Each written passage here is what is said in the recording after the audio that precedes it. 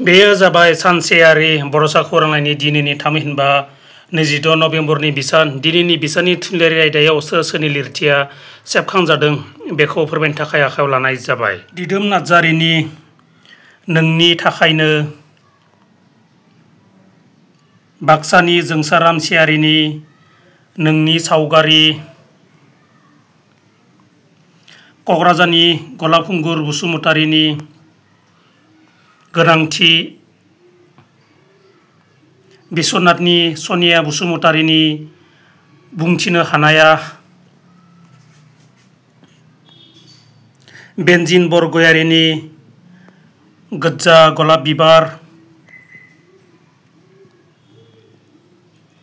क'क्राझारनि प्रफुल्ल नार्जारिनि जाबाय आं दुथामि,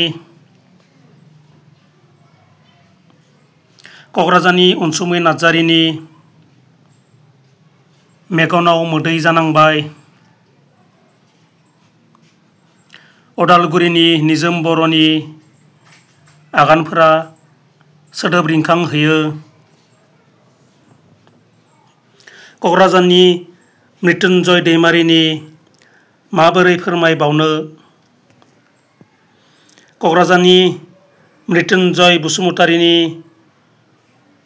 आंगो बिमा, रायदाव कुमार बर'नि मोदैनि बाना आरो उदालगुरिनि अन'नि जांख्रिथाय खन्थाइया सेबखांजादों आरो रिन्दाव दैमारिनि नोंखौ मोनाब्ला सुंद' सल'आबो सेबखांजादों।